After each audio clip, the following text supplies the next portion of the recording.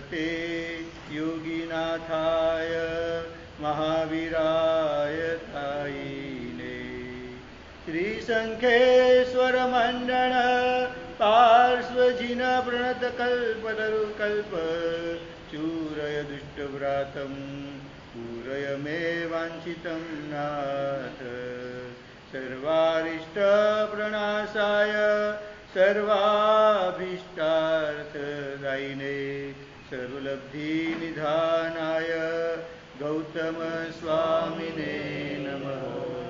अज्ञानतिमिरान्धानां ज्ञानाञ्जनशलाकया नेत्रमुन्मीलितं येन तस्मै श्रीगुरवे नमः।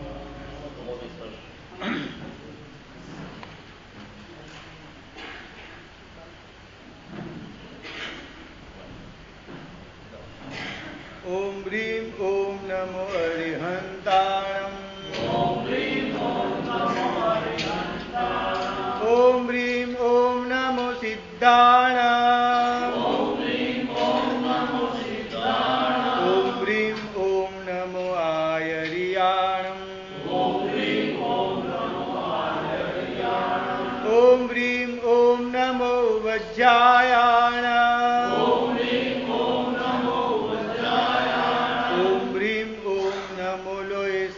साहुणम् ओम ह्रीं ओम नमो सवसाहुणम् एषो पञ्चन मुक्तारो एषो पञ्चन मुक्तारो सर्व पावपणासनो सर्व पावपणासनो मंगलाणं च सव्येसिं मंगलाणं च सव्येसिं पडमं वै मंगलम् चत्तारि मंगलम्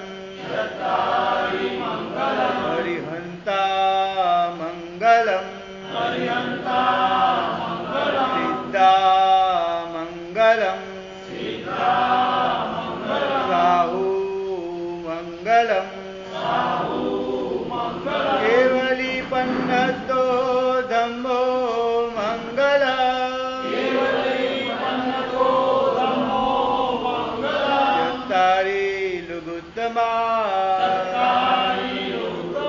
हरिहन्ता लुगुत्तमा सिद्धा लुगुत्तमा साहु लुगुत्तमा केवली पन्नतो धम्मो लुगुत्तमो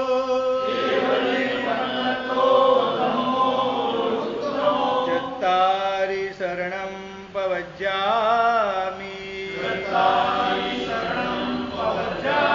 हरिहन्ते शरणं पवज्जामि सिद्धे शरणं पवज्जामि साहु शरणं पवज्जामि केवली पन्नतं धम्मं शरणं पवज्जामि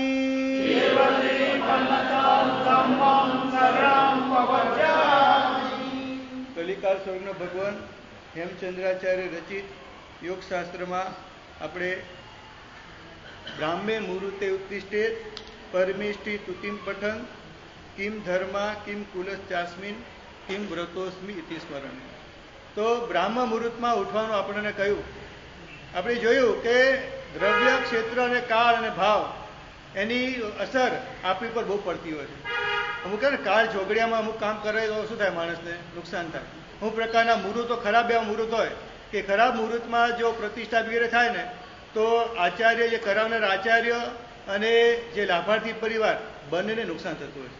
આપણે ત્યાં પ્રસંગ છે, હેમચંદ્રાચાર્ય મહારાજા એ જ્યારે અંજન શલાકા પ્રતિષ્ઠા કરી, અંજન શલાકા, ત્યારે એ જે બાલચંદ્ર મુનિ હતા એમને થોડું ગુરુ ભગવાન સાથે દ્વેષના કારણે, રજેપાળની સાથે મિત્રતાના કારણે ખોટું મુહૂર્ત એવું સ્થાપિત કર્યું અને કે મુહૂર્ત આવી ગયું છે એમ કરી અંજન શલાકા થઈ ગઈ એના કારણે હેમચંદ્ર મહારાજને ખબર પડી કે આ ખોટા મુહૂર્તે અંજન સલાહકાર થઈ છે કે મારું હવે આયુષ્ય ઓછું છે. એટલે ખરા મુહૂર્તે જ્યારે પ્રતિષ્ઠા થાય એટલે આચાર્ય ભગવંતની જવાબદારી બહુ મોટી હોય છે કે જો ગલત મુહૂર્તે પ્રતિષ્ઠા થઈ ગઈ, અંજન સલાહકાર થઈ ગઈ તો એમની ઉપર પણ અસર પડે છે અને આખા સંઘ ઉપર અસર પડશે. અમારા વાવની વાત કરીએ, વાવની બાજુની વાવ જે ગામ જે છે ને ત્યાં ગોડીજી પાસેના જે આપણા અસલ ગોડીજી પાસેના ભગવાન છે ને વાવમાં છે. ત્યારે અહીંયા ગોડીજી ધીરાસરમાં જે કહેવાય છે ગોડીજી એ પછીની વાત છે, પણ વાવમાં અસલ ગોડીજી જે કહેવાય, જે ઇતિહાસમાં જે બધું મળે છે વાત કે ગોડી ગામ પાકિસ્તાનમાં હતું અને ત્યાંથી ભગવાન ફરતા ફરતા વાવમાં આવ્યા છે. આખો બહુ લાંબો ઇતિહાસ છે આનો. ગુરુ ભગવાન પાસે બહુ મજાનો ઇતિહાસ એની પાસે છે. તો આ ગોડી પાસેના ભગવાન જે છે એ ગામના છેવાડે એક જૂના ધીરાસરમાં બિરાજમાન હતા. ત્યાં બહુ આસાધના થતી હતી અને અમારા ઓંકારસુરી મહારાજા ઘણા વર્ષો પહેલાં ત્યાં વધારેલા 2023ની સાલમાં. અને ત્યારે ગુરુ ભગવાને કીધું કે આ ભગવાનને તમે સારી જગ્યાએ ગામની વચ્ચે બધ બિરાબાન કરો. એની પહેલાં ગામમાં બધી રીતે આર્થિક રીતે પણ લોકો પછાત હતા, ધાર્મિક દ્રષ્ટિએ ઘરે ઘર કંદમૂળ અને ડુંગળીના ઢગલા પડેલા હોય એવી બધી પરિસ્થિતિ ત્યાં ઘરમાં હતી બધી જગ્યાએ. પણ આ ગોડીજી પાર્શ્વનાથ ભગવાનની ઓમકારસુરી મહારાજાએ ગામની વચ્ચોવચ દેરાસર આખું નિર્માણ કરાવી અને પ્રતિષ્ઠા કરી અને એના પછી આખા ગામની રોનક બદલી ગઈ. સંપત્તિની દ્રષ્ટિએ પણ લોકો ખૂબ આગળ વધ્યા, પૈસા એટલે બીજી રીતે પણ યશ નામના વગેરે અને ધાર્મિક પ્રસંગો પણ દીક્ષાઓ ત્યાંથી લગભગ 100 જેટલી દીક્ષા થઈ છે. એટલે એક સારા મુહૂર્તે પ્રતિષ્ઠા થાય ને આખા ગામની રોનક બદલી જતી હોય છે આખી. અને ખરાબ મુહૂર્તે કોઈ વસ્તુ થાય કામ તો પછી તમે ઊભા જ ન થઈ શકો. આવું બનતું જ હશે. કોઈ ખરાબ મુહૂર્તે કોઈ વસ્તુ પ્રવેશ કર્યો, તમે કોઈ દુકાન શરૂ કરી અને નુકસાન ઉપર નુકસાન આયા જ કરે. એટલે મુહૂર્ત જે છે, મુહૂર્તનો બહુ પ્રભાવ આપણે ત્યાં બતાવ્યો છે. કાળ જે છે એ આપણી પર બહુ મહત્વનો ભાગ ભજવતો હોય છે. ક્યાં? હા, પછી તો 3 જિનાલ બન્યા અને પછી તો અંજન સલાહ બહુ પ્રતિષ્ઠા મહોત્સવને બહુ લાખો કરોડ રૂપિયા ખર્ચ્યા છે અત્યારે હાલમાં. તો હજી ત્યાં ભગવાન પછી બહુ મોટું બન્યું.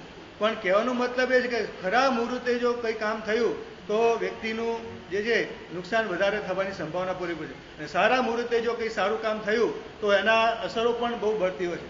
આપણે કહે ને એટલે બ્રાહ્મ મુહૂર્તમાં ઉઠવાનું આટલા માટે બધું મહત્વ બતાવ્યું.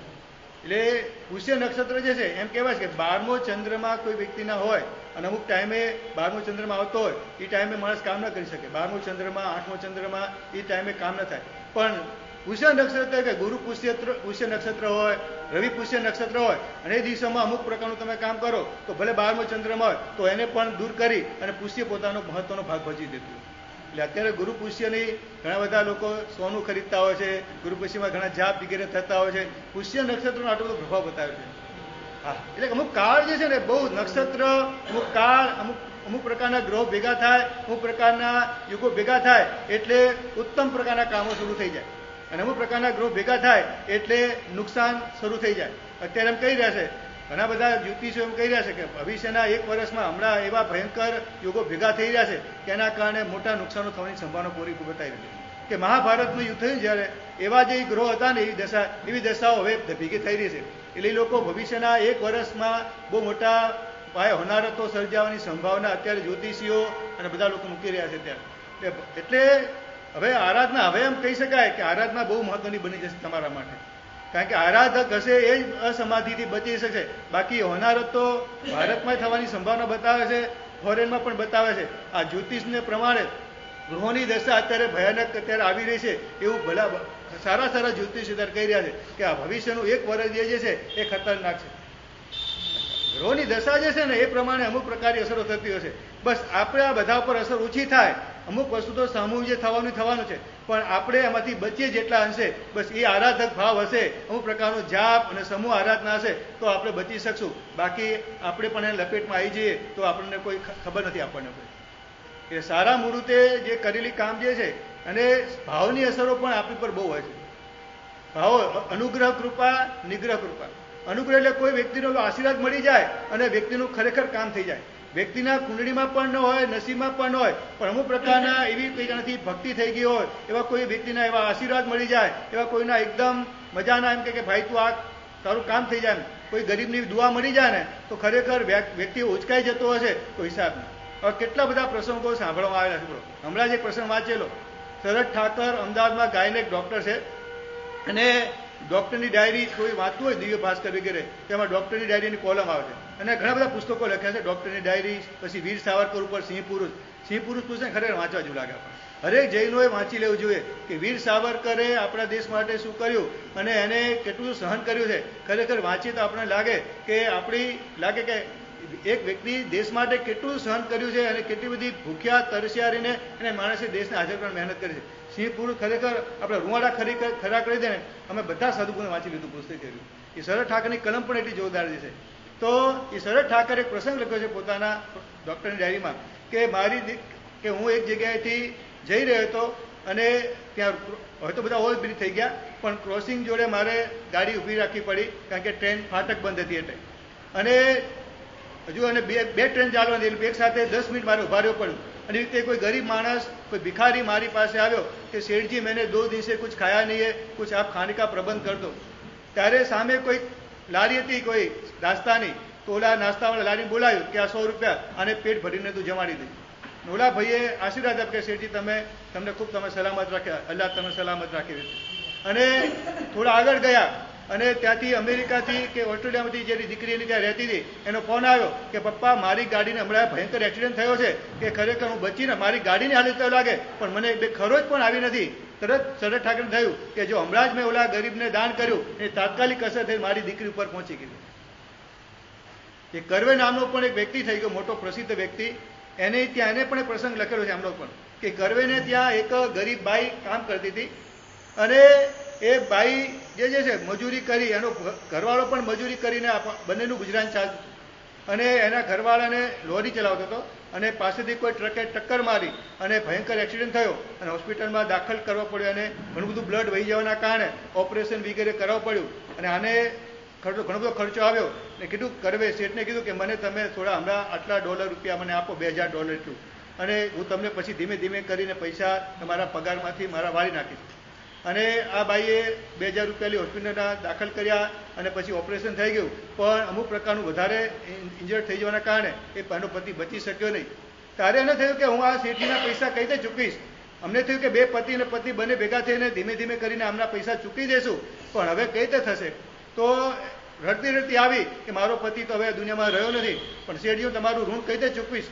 ત્યારે કરવે કીધું કે ભાઈ તું ચિંતા ન કર ઉપરથી લે તારા બીજા $2000 રાખ અને તું તારા જીવને મજાથી જીવ પણ મારે તારા પૈસા જોતા નથી. બસ તારો પતિ મરી ગયો એનું મને પણ દુઃખ છે. અને આ ભાઈએ આશીર્વાદ આપ્યા કે ભાઈ તમે 100 વર્ષના થજો. અને ખરેખર કરવે 100 વર્ષ જીવ્યા. ત્યારે મોટો પ્રસિદ્ધ વ્યક્તિ સેલિબ્રિટી હતો એટલે લોકોએ પત્રકારોએ આખોનો બહુ મજાનો પ્રસંગ હતો ત્યારે પત્રકારોએ પૂછ્યું કે તમે કોઈ એવી ઔષધિનું સેવન કરતા હતા જેના કારણે 100 વર્ષ જીવ્યા અથવા કોઈ યોગા કરતા હતા શેના કારણે તમે 100 વર્ષ જીવ્યા અને તમારી 100 વર્ષ જીવવાની પાસે રહસ્ય શું છે. ત્યારે કીધું કે ભાઈ યોગા નથી કરતો હું કોઈ મારે કોઈ દવા લીધેલી મેં કોઈ નથી કોઈ એવું કઈ ઔષધિનો પ્રયોગ કર્યો પણ આ મારે ત્યાં રહેતી બાઈ આજથી 50 વર્ષ બનેલી ઘટના એને મને જે આશીર્વાદ આપ્યા છે એ આશીર્વાદના પ્રભાવથી હું અત્યારે 100 વર્ષનો થયો છું. એટલે એવી કોઈ બદદુઆ કોઈને મળી જાય ને તો પણ વ્યક્તિનું સારું હોય તો બધું ધીમે ધીમે ખતમ થવા માંડે અને કોઈની સારી દુઆ મળી જાય તો વ્યક્તિ ક્યાં ને ક્યાં આગળ વધી જાય. એટલે દ્રવ્ય ક્ષેત્ર કાળ અને ભાવ આ ચારે ચાર વસ્તુની અસર વ્યક્તિ ઉપર રહેતી હોય છે. એટલે જ આપણે કીધું કે બ્રાહ્મ મુહૂર્તમાં તમે આરાધના કરો તો એ આરાધના કરેલી જે છે વિશેષ પ્રકારે તમને ફળ આપતી હોય છે. હવે તમને પ્રશ્ન થાય કે સાહેબજી હવે ઉઠવાનું તો અમારા માટે હવે અશક્ય જે છે પણ કમસે કમ થોડું રાખો જેટલું વહેલું ઉઠાય એટલું કારણ કે સવારનો સમય જે છે ને બહુ મહત્વનો સમય હોય છે. અને ખરેખર એ વખતે મન શાંત હોવાના કારણે એટલી બધી સારી આરાધના થાય. સવારનું વાતાવરણ લગભગ શાંત હોય વાહન વગેરે પણ ઓછા હોવાના કારણે ગામડામાં તો એકદમ વધારે શાંતિ હોય પણ અહીંયા કદાચ તમે અમુક એરિયામાં રહેતા હોય તો વધારે વાહનનો અવાજ આવે પણ અમુક એવા એરિયામાં રહેતા હોય કે જ્યાં રોડ એવો મોટા ન હોય તો ખરેખર એટલી બધી શાંતિનો અહેસાસ થતો હોય.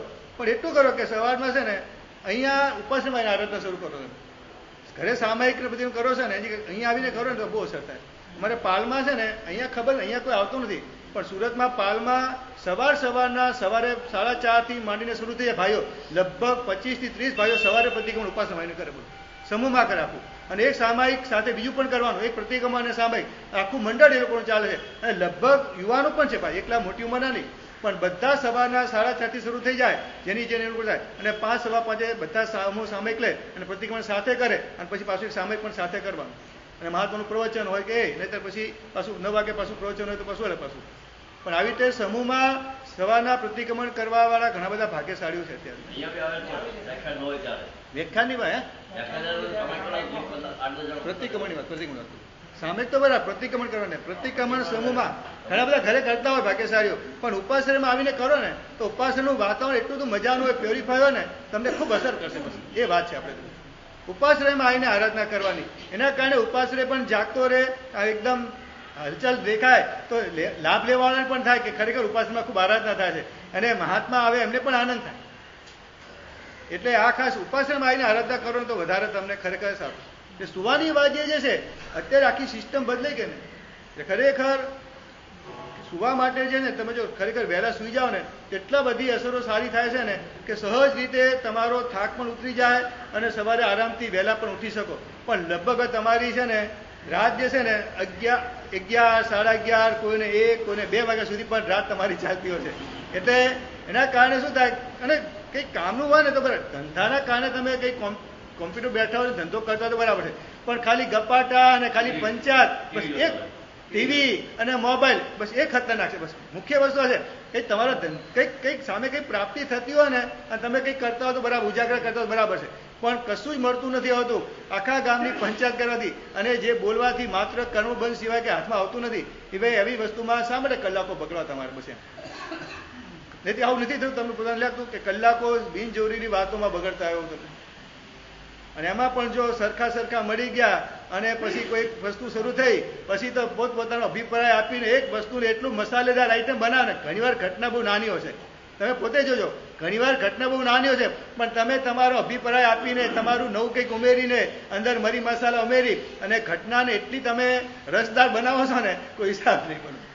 તમે પોતે જોતા હશો, તમને ખ્યાલ આવશે તમને. આટલું તો પહેલા પણ કહેલું તમને કે ધર્મ ચિંતયા સ્વપ્નમ, બહુ મજાનું આખું વાક્ય જે છે કે ધર્મ ચિંતયા સ્વપ્નમ શુભ ભાવના સુપ્તો હિ તાવંતમ કાલમ અવસ્થિત પરિણામે એવ લભ્યતે. આ ધર્મબિંદુ નામનો ગ્રંથ જે છે એમાં બતાવ્યું છે કે ધર્મનું ચિંતન કરતા કરતા વ્યક્તિએ સૂઈ જવું જોઈએ. લખ્યું છે એમાં આગળ કે ધર્મનું ચિંતન કરીને વ્યક્તિ સૂઈ જાય.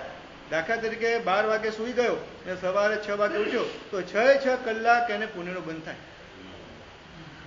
ધર્મ જગન તાવંતમ કાલમ, શુભ ભાવનાથી ભાવિત થયેલો વ્યક્તિ સૂઈ જાય તો તાવંત કાલમ અવસ્થિત પરિણામ લખ્યું છે કે જે રાત્રે પરિણામ શુભ ભાવના હતા, શુભ ધર્મનું ચિંતન કરતા કરતા સૂઈ ગયેલો, નમસ્કાર મહામંત્રથી ભાવિત થઈને સૂઈ ગયેલો, તો એ જ નમસ્કારની ભાવના, એ જ અંતઃકરણની નિર્મલતા, એ 6 કલાક ચાલવાની સંભાવના પૂરેપૂરી છે. બોલો, આટલું તો નક્કી કરી શકો તમે કે રાત્રે 11 વાગ્યા સુધી ભલે ગપ્પા માર્યા કે મોબાઈલ જોયો, ટીવી જોયું, પણ છેલ્લો અડધો કલાક કમસે કમ તમે સારા પુસ્તકો વાંચી લો અથવા સંથારા પુરુષની જે કંઈ ગાથાઓ જે છે એ ગાથાના આધારે પણ ખરેખર એ ગાથાઓ એટલી બધી અદ્ભુત ગાથાઓ છે ને, આપણને બધાને એમ જ છે, તમને બધાને કે આ તો પૌષદ અને કરીએ ત્યારે સંથારા પુરુષી ભણાવવાની હોય, સાધુ ભગવાનને સંથારા પુરુષી ભણાવવાની હોય, અમારે કંઈ લેવા દેવા નહીં. પણ સંથારા પુરુષીની ગાથા જે છે ને, બધી ગાથા આત્મચિંતન માટેની ગાથા છે.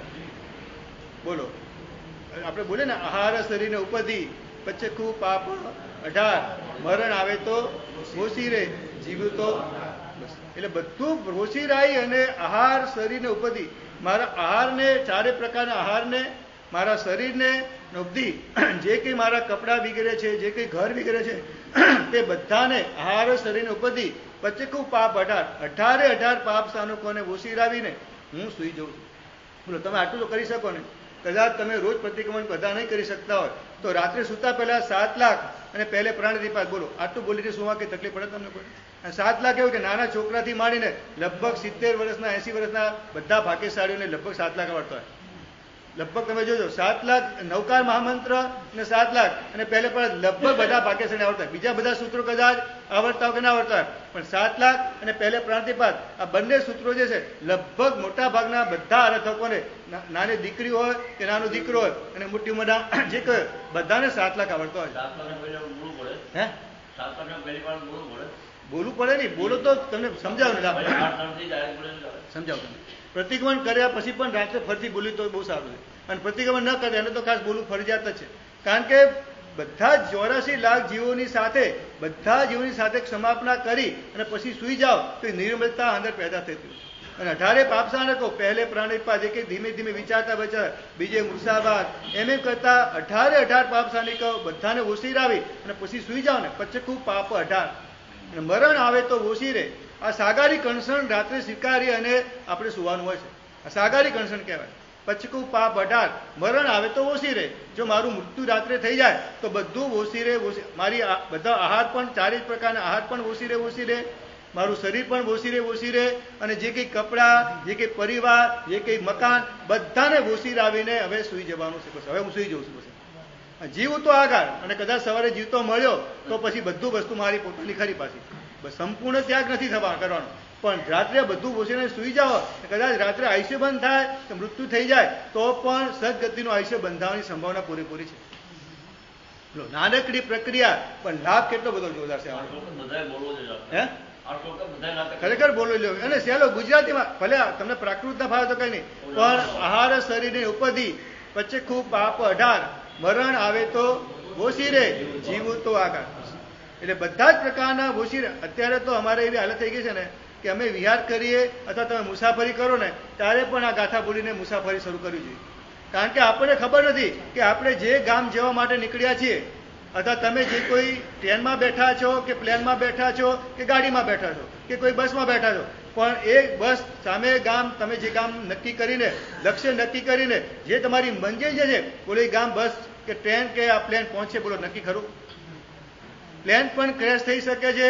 હમણાં તો છાપામાં રોજ આવે છે કે ટ્રેનના પાટા ઉપર ગેસના સિલિન્ડર ને કેટલી, હમણાં 7 જગ્યાએ બનાવ બન્યા. બોલો આ આખી ટ્રેન ઉઠલાવવા માટેના આતંકવાદીઓ બધા પ્રયોગો કરી રહ્યા છે. બોલો પણ બધાનું પુણ્યના કારણે બધી ઓલા ડ્રાઈવરને ખબર પડી જાય છે ટ્રેનના, અને બધું અટકાઈ જશે અને કામ થઈ જાય, બચી જાય છે. બાકી બોલો આખી ટ્રેનમાં કેટલા વ્યક્તિ, 800 થી 900 વ્યક્તિ બેઠેલા હોય અને ટ્રેને કંઈ થાય તો શું થાય? બોલો કેટલા બધા માણસોનું મૃત્યુ થઈ જાય. હા, એવું નથી કે રાત્રે જ્યારે પણ મુસાફર, એટલે અમે તો વિહાર પણ હવે વિહાર કરીએ ને ત્યારે મનમાં બોલી લઈએ કે જો આ ગામથી આ ગામ 12 કિલોમીટર કે 15 કિલોમીટર વિહાર છે, રસ્તામાં અમને પણ એક્સિડન્ટ થઈ શકે તેમ. કારણ કે આપણે બધા સેફ સાઈડ ચાલતા, પણ એક બીજા ત્રીજા એક્સિડન્ટ, એના ત્રીજાનો ધક્કો ચોથાને લાગીને પણ આપણને કોઈ ગાડી અડફેટમાં લઈ શકે તેમ છે. એટલે અમારે ને તમારે બંનેને હવે આ કરવા જેવું લાગે છે અત્યારે તો, કે જ્યારે પણ તમે કોઈ પણ મુસાફરી કરી, એટલે રોજે રોજ તમે ઘરથી, તમે લગભગ તમારી જોબ કે બાજુમાં હોય એવું નથી બધાને, કોઈને 10 કિલોમીટર દૂર હોય, કોઈને 5 હોય, કોઈને 7 હોય, કોઈને 20-25 કિલોમીટર દૂર હોય, અને ટ્રેનમાં કે તમારે બાઇક લઈને કે ગાડી લઈને જવું પડતું હોય, તો તમારે ઘરથી કિક મારતા પહેલા કે ગાડી સ્ટાર્ટ કરતા પહેલા કે ટ્રેનમાં બેસતા પહેલા આ શ્લોક ભાવથી બોલી લેવાનો કે આ ટ્રેનમાં બેઠો છું અને સામે સ્ટેશને ઉતરું એની પહેલા વચ્ચે કંઈ પણ થઈ ગયું મારું તો બધી વસ્તુને ઉસી રહી દઉં. તો આમાં કંઈ કરવાનું કે અઘરું લાગે તમને? ફાયદો કેટલો મોટો છે આમાં બોલો. અમારે પણ હવે કરવા જેવું શરૂ થઈ ગયું છે. એક ગામથી બીજે ગામ વિહાર કરતા પહેલા બસ આ શ્લોક એકદમ ભાવથી બોલીને અને નૌકાર મંત્રોની આરાધના જાપ કરતા કરતા આ અમારો વિહાર ચાલુ રાખવાનો અને તમારે મુસાફરી ચાલુ રાખવાની. એકદમ નાનો શ્લોક. એટલે કહેવાનો મતલબ જે છે કે આપણે ત્યાં સુવાની જે આખી વિધિ બતાવે છે ને, અદભુત વિધિ બતાવે છે. ડાબા પડખે સુવાનું, અને રાત્રે કદાચ અમને તો બતાવે છે વિધિમાં બહુ મજાની વાત કે રાત્રે માતૃ કરવા અમારે ઉઠવું પડે ને તો પણ વિચારો કરવાનો છે કે દ્રવ્ય, ક્ષેત્ર, કાળ અને ભાવનો ઉપયોગ પણ કરશે. કે દ્રવ્યથી હું કઈ જગ્યાએ, દ્રવ્યથી હું કોણ છું, હું સાધુ છું. એ સાધુપણું પણ ઊંઘમાં પણ ઉઠતી વખતે પણ તને યાદ કરું હું સમણો, હું સાધુ છું. ક્ષેત્રથી અત્યારે કઈ જગ્યાએ રહેલો છું અને હવે મારે માતૃ કરવા જવું છે તો એ કઈ જગ્યાએ જવાનું, પગથિયા ઉતરીને જવાનું છે, આ દિશામાં છે કે તે દિશામાં. અને કાળ અત્યારે લગભગ કેટલા ભાગ્યા હશે, અને ભાવથી મારા અધ્યવસાય અત્યારે કેવા ચાલી રહ્યા છે. આ 4 પ્રકારનો ઉપયોગ મૂકવાની વાત દવ્વાઈ ઓગમ ઉષાસ નિરૂંભણા લોય. સંથાર પુરુષી આવડતી તમને ખ્યાલ હશે. દ્રવ્ય વગેરે, દ્રવ્ય આદિ એટલે 4 વસ્તુનો ઉપયોગ મૂકવાનો જે છે. અને પછી કદાચ લખ્યું છે, ત્યાં લખ્યું છે એમાં કે તમને કદાચ તંદ્ર અવસ્થા છે, માત્રાની શંકા થઈ ગઈ છે, ઠલ્લાની શંકા થઈ ગઈ છે, અને તમારી અંદર તંદ્રા જે છે, તો શું કર્યું કે તંદ્રાને ઉડાડવા માટે નાક અને મોઢું બંધ કરી દેવાનું. ઊંઘને ઉડાડવાનો સૌથી શ્રેષ્ઠ ઉપાય છે કે નાક અને ઉશ્વાસ નિરૂંભણા લોય. ઉશ્વાસ એટલે શ્વાસોશ્વાસ, શ્વાસોશ્વાસને તમે રોકી દો એટલે ગમે તેવી ભયંકર ઊંઘ હોય ને તો તમારી ઊંઘ ઉડી જાય. નાક ઊંડો શ્વાસ લઈને નાકને મોઢું બંધ કરી દો એટલે આપણા બધા જ મગજના જે 3 સેલ જે છે ને એને શ્વાસ લેવા માટે એકદમ જાગૃત થઈ જશે. એટલે ગમે તેવી ઊંઘ હશે તો ઉડી જશે તમારી. આ કેમ બતાવ્યું છે કે જો ઊંઘ બરાબર ઉડી ન હોય અને માતૃ કરવા માટે જઈએ અને પગથિયા ઉતરવા જો ચૂકી જઈએ તો માણસનો અકસ્માત થઈ શકે, મૃત્યુ પણ થઈ શકે તેમ છે. એટલે દ્રવ્ય ક્ષેત્ર કાળ અને ભાવનો ઉપયોગ મૂક્યા પછી અને બધું દિશા નક્કી કર્યા પછી, કારણ કે પહેલા તો અંધારામાં રહેવાનું હતું, લાઇટો હતી નહીં, ફાનસ પણ નહોતા, અંધારામાં જ રહેવાતું. એટલે અંદાજે અંધારામાં જ અમારે દંડાસના આધારે અને ચોક્કસ દિશા નક્કી કર્યું રાત્રે સૂતા પહેલા, કઈ દિશામાં કે પગથિયામાં બધું નક્કી કરીને માતૃ વિગર કરવા જવાનું હતું. તો આ આખો એટલે સ્વ પોતાની રક્ષા થાય, જીવની રક્ષા થાય, એના માટે દ્રવ્ય ક્ષેત્ર કાળ અને ભાવનો ઉપયોગ મૂકી અને પછી જ મહાત્મા પોતાના સંદર્ભ ઉભો થઈ અને તે જગ્યાએ પોતે જાય. બહુ મજાની વાતો ખરેખર લખી સ્વપ્રાણની રક્ષા માટે. અને એ વ્યક્તિ પોતે સાધુપણાનો વિચાર કર્યો હોય, અંદર કેવા ભાવ ચાલી રહ્યા છે, વિચાર કરીને પછી કદાચ કંઈ થઈ જાય તો પણ એની જાગૃતિ હોવાના કારણે એનો આયુષ્ય બંધ પણ સારો કરવાની સંભાવના છે. પછી પણ લખ્યું છે અમને કે માતૃ કરીને આવ્યા પછી ઈરિયાવ્ય કરવાના. તમે પોષકમાં તો ગમણા ગામણે તમે કરો, ઈરિયાવ્ય કરીને ગમણા ગામણે કરો. અને પછી લખ્યું 3 ગાથાનું મિનિમમ સ્વાધ્યાય કરી પછી સુવાનું.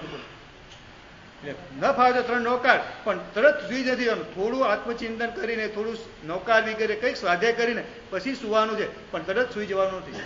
કારણ કે પછી પાછી જે અનુસંધાન, શુભ ભાવનું અનુસંધાન થઈ જવું જોઈએ. રાત્રે 12 વાગે સુતા અને 3 વાગે જાગવું પડ્યું, પાછું હજુ 3 કલાક સુવાનું છે, તો એ 3 કલાક પણ તમારા શુભ ભાવમાં જાય. એટલા માટે આ સ્વાધ્યાય કરવાનું અમને કીધું છે. તમારે પણ ધ્યાનમાં રાખવાનું કે રાત્રે કદાચ ઉઠવાનું થયું તો ફરીથી પાછો કંઈ સ્વાધ્યાય કરી લો, એકાદ સ્તવન મનમાં ગાઈ લો, કંઈ નૌકાર ગણી લો, પાછા સુઈ જાઓ. તો રાત્રે આ સુવાની મજાની વિધિ બતાવી છે. એટલે આપણે ત્યાં ઉઠવાની પણ વિધિ બતાવી છે, સુવાની પણ આખી સંથારા પુરુષની વિધિ, બંને વિધિઓ આપણે ત્યાં બતાવેલી છે. અને સુવા માટે પણ બતાવ્યું છે કે દક્ષિણ દિશામાં પગ કરીને એને સુવાય. દક્ષિણ દિશા છે ને એને ખાસ ત્યાં કરવાનું. દક્ષિણ દિશામાં પગ કરો તો બહુ નુકસાન થતું હોય છે. આટલું ધ્યાનમાં રાખવાનું. એટલે તમારે અત્યારે છે ને લગભગ ઘરોમાં દિશા લગભગ જોતા નથી હોતા માણસો, પણ ખાસ ધ્યાનમાં રાખવાનું કે દિશા જે છે ને ઉત્તરમાં માથું રાખીએ તો દક્ષિણમાં પગ થઈ જાય. એટલે માથું દક્ષિણમાં કરવાનું અને પગ ઉત્તરમાં જતો વાંધો નથી. સૌથી વધારે પૂર્વ પશ્ચિમ દિશા બહુ સારી કરે. પૂર્વમાં પણ પગ ન થાય તો વધારે સારું. પશ્ચિમ અને ઉત્તરમાં પગ થાય તો વાંધો નથી. પૂર્વમાં પગ કરવાની ના પાડે આપણે ત્યાં. તો આ દિશા જે છે, દિશા પણ બહુ મહત્વની. અમુક ડાયરેક્શનમાં તમે સુઈ જાઓ તો તમારે સારા સપનો વગેરે આવે, અને ખોટા ડાયરેક્શન સુઈ જાઓ તો અશુભ સપના વગેરે પણ આવતા હોય છે. 7 ભયોને ટાળવા માટે. 7 ભયો છે ને, 7 આલોક ભય, પરલોક ભય, આજીવિકાનો ભય, અકસ્માતનો ભય, પછી ચોરીનો ભય વગેરે જે છે, અપયશનો ભય. આ 7 ભયોને ટાળવા માટે 7 નૌકાર મંત્રનું સ્મરણ કરાતું હોય છે. અમારે 3 જ ગણવાનો હોય છે. અમારે 7 ભયો સાધુને હોતા નથી, એ અપેક્ષાએ રાખી અમારે 3 નૌકાર ગણવાનો છે. એ 3 શેના માટે? દર્શન, જ્ઞાન, ચારિત્રની પુષ્ટિ માટે. અમારે 3 નૌકાર, તમારે 7 નૌકાર ગણવાનો. 7 ભયોને ટાળવા માટે તમારે શ્રાવકોને 7 નૌકાર ગણવાનો છે.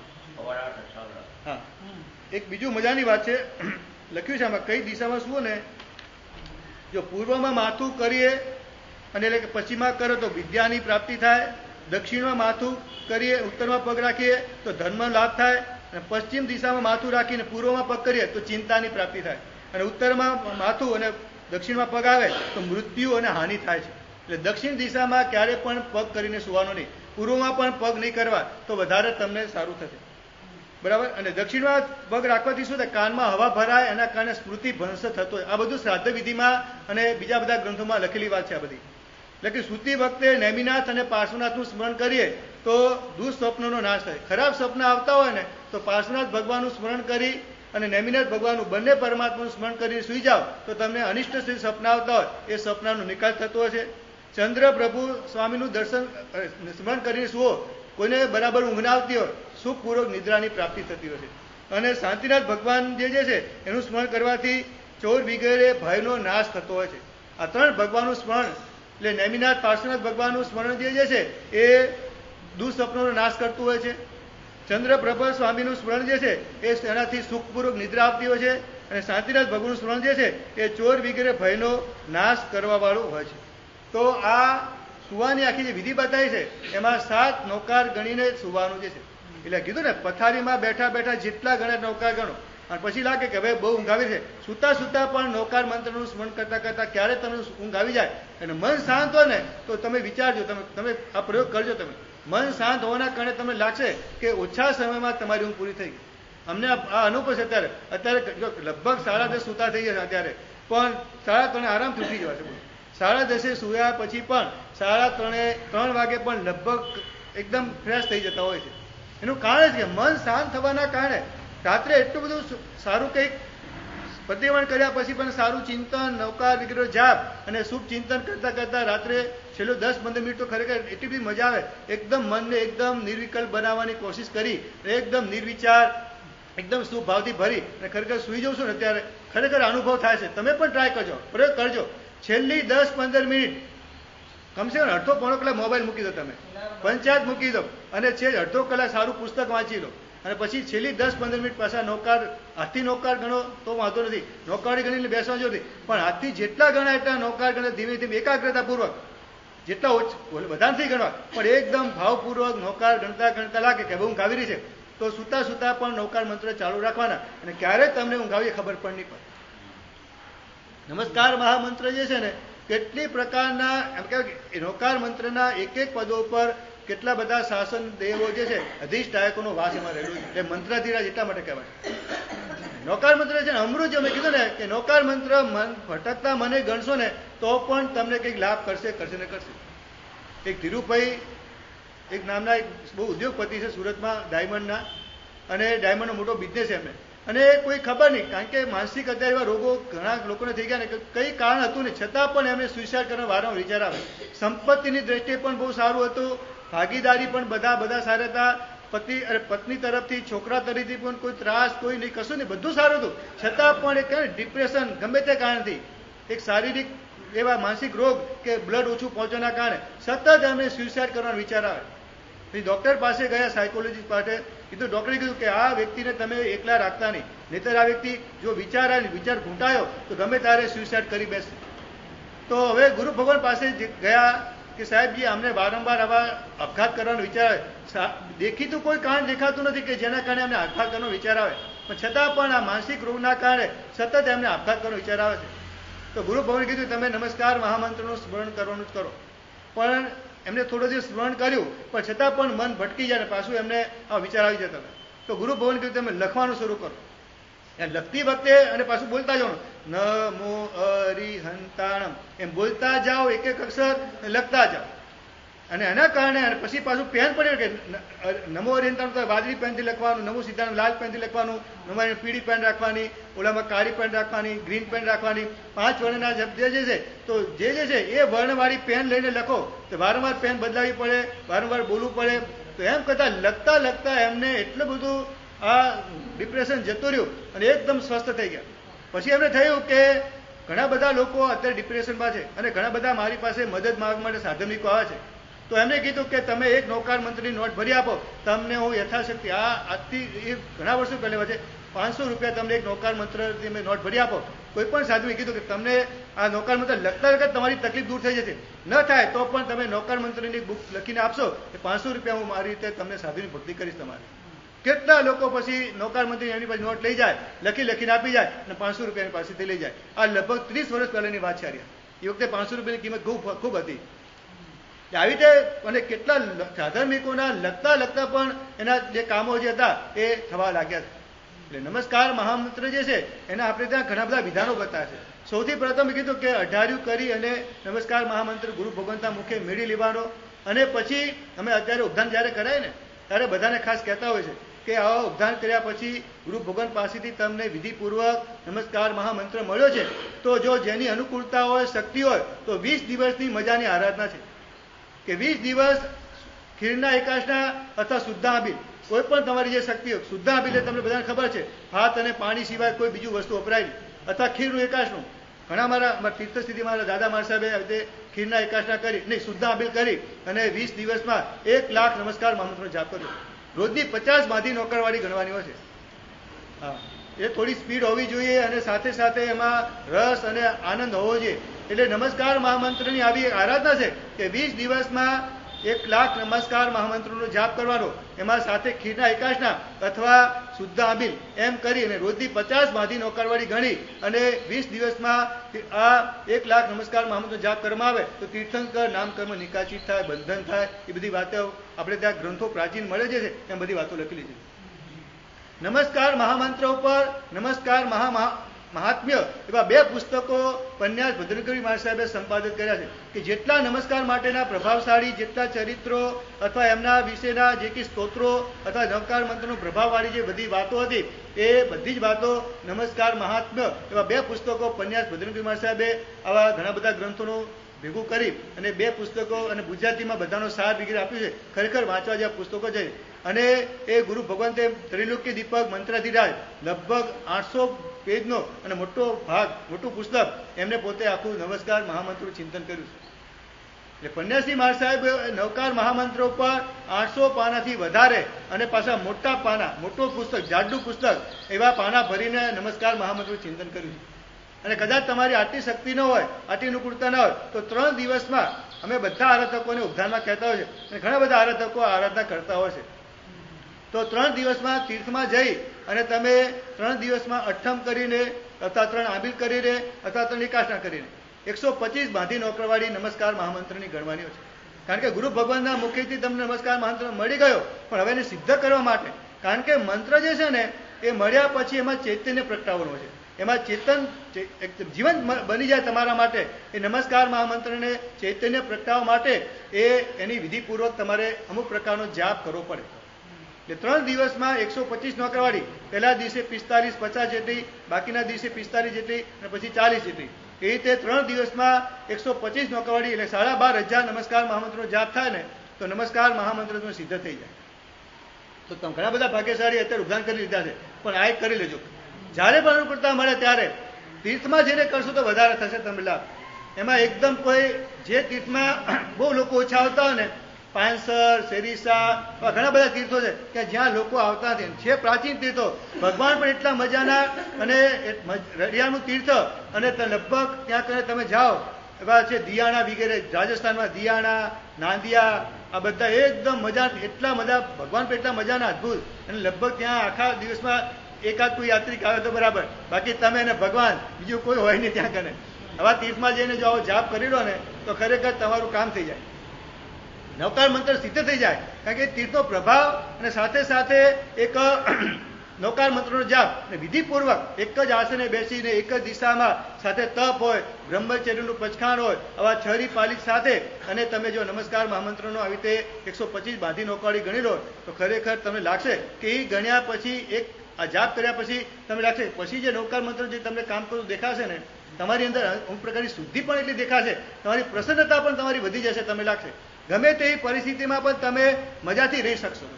આ જે છે ને પાપની વૃત્તિનો નાશ અને અંદર જે કસાય જે છે એ કસાયનો નાશ આ નવકાર મહામંત્ર કરતો. કારણ કે જે પરમેષ્ઠી જે છે હરિયન પરમાત્મા વગેરે એમને પોતાના કસાયો પર વિજય મેળવ્યો છે એમનું સ્મરણ આ નવકાર મંત્રમાં કરવામાં આવે છે. એટલે નમસ્કાર મહામંત્રની વિધિ જે છે પછી ઘણી બધી બતાવે છે કોઈ 8 લાખ નવકાર અને 8,88,000 એવી રીતે એ પણ વાત છે 9 લાખ નવકાર મંત્રની વાત છે. ઘણા બધા વિધાનો આપણે ત્યાં શાસ્ત્રોમાં મળતા હોય છે કે અને પન્યાસી બાદશાહ જે છે ને આવું સમૂહમાં આખું અનુષ્ઠાન કરાવતા હતા અને 5,000 સફેદ પુષ્પોથી પરમાત્માની પૂજા પણ કરાવતા હતા.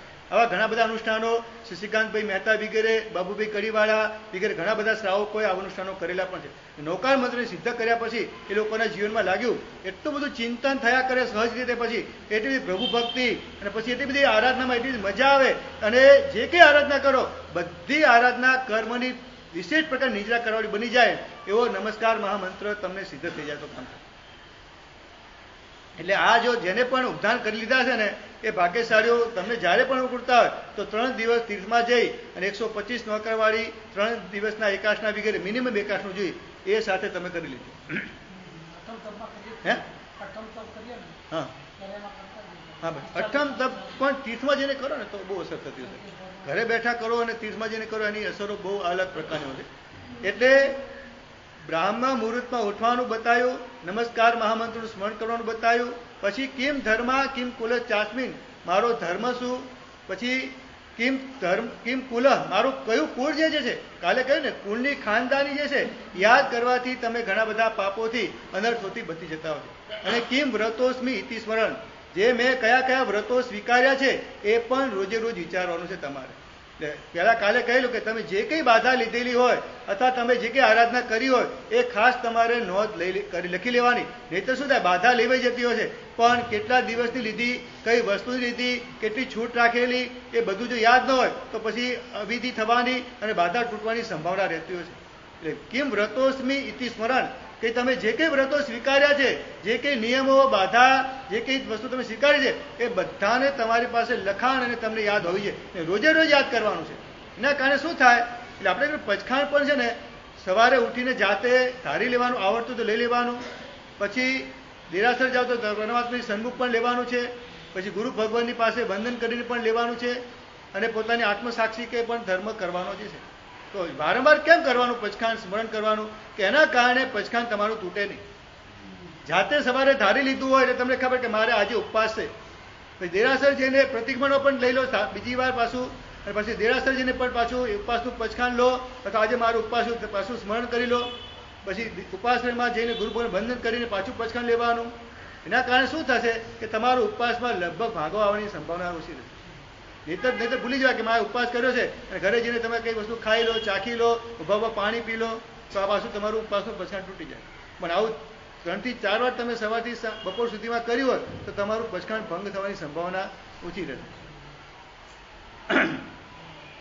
તો કિમ વ્રતોસ્મી ઇતિ સ્મરણ, આપણે જે કંઈ વ્રતો સ્વીકાર્યા છે એ બધાનું રોજે રોજ સ્મરણ કરવાનું છે. અને બીજું સાથે સાથે કિમ મે કડમ કિંચમે કિચ્ચ શેષમ કિમ સક્કણિજમ સમાયારામી, આ પણ રોજ સવારે ઉઠીને વિચારવું છે. કિમ મે કડમ, અત્યાર સુધીમાં મેં કઈ કઈ આરાધના કરી છે એ રોજે રોજ વિચારવાનું છે. કે મારે સિદ્ધિ તપ થઈ ગયો છે, બરાબર, સિદ્ધિ તપ થઈ ગયો, પણ હજુ માસમણ કરવાનું મારે બાકી છે. માસ્કમણ સિદ્ધિ તપ થઈ ગયા છે, પણ હજુ વર્ષી તપ કરવાનું મારે બાકી છે. કિમ મે કડમ કિંચમે કિચ્ચ શેષમ, મેં અત્યાર સુધીમાં કઈ કઈ આરાધના કરી છે અને કઈ આરાધના હવે કરવાની બાકી છે. કિંચમે કિચ્ચ શેષમ, હવે મારે કયા કયા આરાધના કરવાના કાર્યો બાકી જે છે. આ વસ્તુપાળ ત્રીજપાળ જે છે ને, વસ્તુપાળ મહારાજા સવારે આ શ્લોક વિચારતા હતા. કિમ મે કડમ કિંચમે કિચ્ચ શેષમ કિમ સક્કણિજમનો સમાયારામ. તો વસ્તુપાળે વિચાર્યું કે અત્યાર સુધીમાં મેં આરાધના આ કરી છે, કે દેરાસર જિનાલય બનાવ્યું છે, આ આરાધના કરી છે, પણ હજુ સુધી મેં સંઘ ઘડાવ્યો નથી. વસ્તુપાળ છે કે હજુ સુધી મેં બીજી બધી અનુષ્ઠાન કરાવી દીધા, અમુક પ્રકારની મેં જાતે પણ આરાધના કરી લીધી, પણ છરી પાલી સંઘ મેં હજુ સુધી ઘડાવ્યો નથી. આ સવારે પોતે આ ગાથા વિચાર કરતા કે થયું કે હવે મારે આ કૃત્ય કરવાનું બાકી છે. અને પછી જે ઉપાસનામાં બિરાજમાન, ચાતુર્માસ બિરાજમાન, એ ગુરુ ભગવાનને વિનંતી કરી કે મને આજે આવો સારા ભાવો જાગ્યા છે કે મારે શરીપાલી સંઘની યાત્રા કરાવી બધા આરાધકોને. તો એ ગુરુ ભગવાને કીધું કે આ ચોમાસામાં અને તારા જે ગુરુદેવ છે એ તો બહુ દૂર છે, તો આપણે ચોમાસા પછી તરત નહીં, પણ તારા ગુરુ ભગવાન જે છે, તારા વિદ્યાગુરુ અને તારા જે કુલગુરુ, એ ગુરુ ભગવાનની નિશ્રામાં અને મારી બંને નિશ્રામાં આ સંઘ નીકળશે. પણ ઓલા વસ્તુપાળ કે ગુરુ ભગવાન એ મારા ગુરુ ભગવાન તો દૂર છે, પણ આપણી દિશામાં આપણે સંઘ ગાડી દઈએ તો. ત્યારે વસ્તુપાળે મહાત્માએ કીધું કે નહીં, તારા ગુરુ અત્યારે પણ ચાતુર્માસમાં અમે છીએ, પણ તારા ગુરુ અત્યારે દૂર રહેલા છે, તો આપણે એવું મુહૂર્ત કાઢીએ પોષ મહિનાનું કે તારા ગુરુ ભગવાન પણ સાથે આવી શકે. અને વસ્તુપાળે એક સંઘ નહીં, પણ આવી રીતે 12.5 સંઘ કાઢ્યા છે. આના પછી બોલો, આપણને એમ થાય કે એક સંઘ કાઢ્યા પછી આપણે સંતોષ થઈએ કે એક સંઘ કાઢી દીધો, હવે ઘણું કામ થઈ ગયું. એક સિદ્ધિ તપ થઈ ગયો એટલે ઘણું કામ થઈ ગયું, એકવાર વર્ષી તપ થઈ ગયો એટલે પછી બીજી વાર નહીં કરવાનું નહીં. વસ્તુપાળ અને તેજપાળે એક સંઘ નહીં, 2 સંઘ નહીં, પણ 12.5 સંઘ. તમને એમ થાય કે કુલ 12 હોય કે 13 હોય, પણ 12.5 સંઘ કઈ રીતે કહેવાય છે? તો વસ્તુપાળના ઇતિહાસમાં એમના ચરિત્રમાં લખાયું છે કે વસ્તુપાળ જે છે એમને 13મો સંઘ પણ પાલિતાનો કાઢેલો, પણ અંકેવાડિયા નામના ગામમાં વસ્તુપાળ જે છે એનું ત્યાં દેહાંત થઈ ગયો અને ભજન પૂરો થઈ શક્યો નહીં. એટલે વસ્તુપાળના ઇતિહાસમાં લખાયું છે ચરિત્રમાં કે 12.5 સંઘ એમને કાઢ્યા હતા. પણ આ ક્યારે આ સંઘનું મુહૂર્ત, સંઘનો આ કાઢવાનો ભાવ ક્યારે થયો?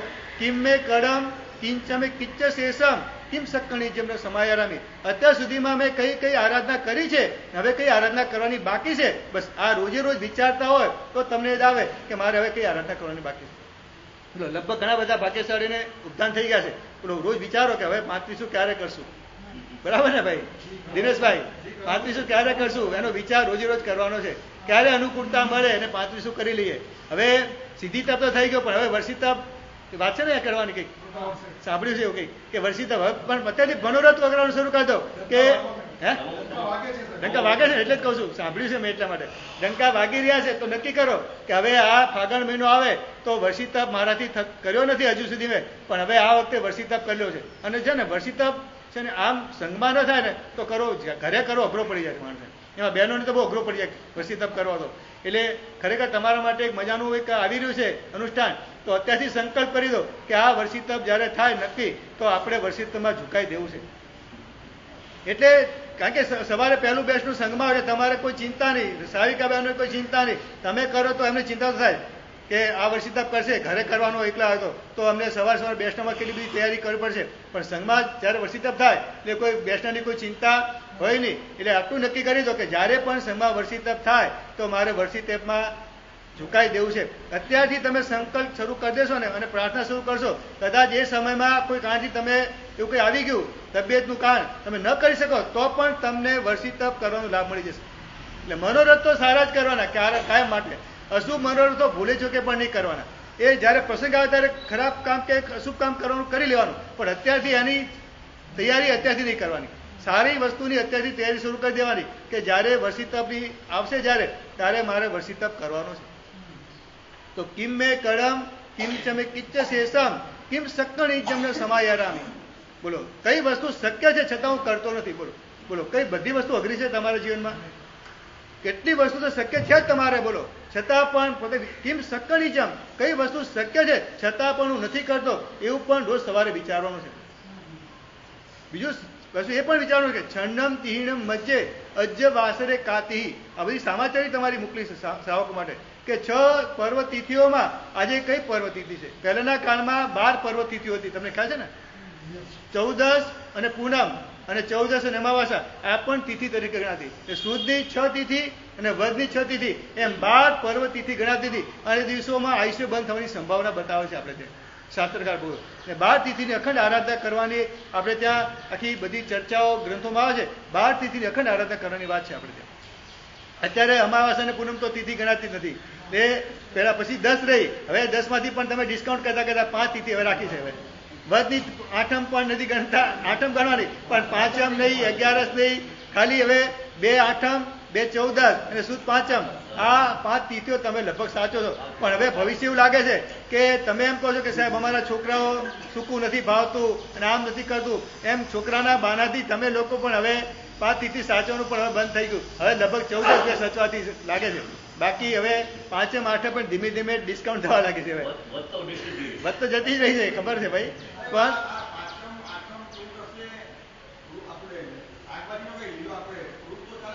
કશું ના ચાલે ભાઈ. લીલોતરી તો ક્યાં આરંભ સમારંભ જેને કાપકૂપ થાય ને કરો. જો તમને બહુ મજાની વાત કરું, બે છે એક લીલોતરીની છે આસક્તિ પણ કારક છે અને બીજું છે કે એમાં કાપકૂપ કરવું છે. ફ્રૂટ વગેરેમાં કાપવું તો પડે ને. આ પ્રશ્ન થાય આપણે. જો બોલો મગ છે 14ના દિવસે આપણે મગ વાપરીએ, લીલોતરીનો આપણે બોલો અપેક્ષા જોવા જઈએ ને તો કેળામાં વિરાધના ઓછી છે, મગમાં વિરાધના બધા દેખાય છે. છતાં પણ શાસ્ત્રકાર ભગવાન તો લીલોતરી વગેરે જે છે અને કેળા વગેરે ના કેમ પાડે છે? આસક્તિ થવાના કારણે, રાગ થવાના કારણે બાહ્ય વિરાધના કરતા રાગ જે છે ને ખતરનાક છે, આસક્તિ ખતરનાક છે. એટલા માટે તિથિના દિવસે લીલોતરી નહીં ખાવાની. તમે જોજો, અમે પણ કોઈને કહે સાહેબ ગૌરવ પધારો, અમે કહે ચાલો આવું સાહેબ આજે 8મના નહીં સાહેબ બીજા દિવસે રાખો ને. તમે બોલો ને કોઈ પણ તમે કોઈ જમણવાર કરવાનો હોય અથવા કોઈનું તમારે કોઈ સગાવાને બેસના માટે બોલાવવાનો ને તમે લગભગ તિથિ દિવસે બોલાવો. તિથિને શું બનાવો તમને મૂંઝવણ થાય છે કે તિથિ ના હોય ને તો બાકીના દિવસોમાં ઘણી બધી આઈટમ બની શકે. બોલો તમે તિથિના દિવસે આવું થાય ને તમારે. એટલે તિથિના દિવસે છે તમને લોકો તિથિ આવે ને ટેન્શન થઈ જતો છે કે આ 14 આવી રહી છે, 8મ આવી રહી છે, શું કરશું, કઈ રીતે કરશું. હકીકત તિથિ જે પર્વની આરાધના માટે આવતી છે, ટેન્શન માટે નથી આવતી. અને પર્વની આરાધના કેમ કરે એ પણ સમજી લો. તિથિ દેને બંધ હોય પ્રાયરે. તિથિના દિવસે કર્મ આયુષ્ય બંધ થવાની સંભાવના વધારે છે. બીજી તિથિમાં ન પડે એવું નહીં સમજવાનું કે છઠના દિવસે આયુષ્ય બંધ ન થાય એવું નહીં, પણ તિથિના દિવસે કહેવાય કે મોટા ભાગના લોકોનો આયુષ્ય બંધ છે તિથિના દિવસે પડતો હોય છે. એટલા માટે આટલી બધી તિથિ માટે ચર્ચા થાય છે. એના માટે આપણા ત્યાં બધા ઝઘડા ચાલે છે તિથિના માટે કારણ કે તિથિ જે છે બહુ મહત્વની છે. આયુષ્ય બંધ છે, આવતો ભવનું આયુષ્ય બંધ જે છે એ તિથિના દિવસે બંધ થવાની સંભાવના છે. એટલા માટે પર્વ તિથિના દિવસે કપડાં નહીં ધોવાના, આરામ સમારંભ નહીં કરવાનો, લીલોતરી નહીં વાપરવાની, એ દિવસે કસાય વગેરે ન થાય એનું ધ્યાન રાખવાનું. એટલે આટલું બધું જે મહિમા બતાવ્યો છે, આટલું બધું એની પર વારંવાર એનો કહેવામાં આવે છે. એનું કારણ આ છે કે આયુષ્ય બંધ જે છે એ તિથિના દિવસે થવાની સંભાવના પૂરેપૂરી છે.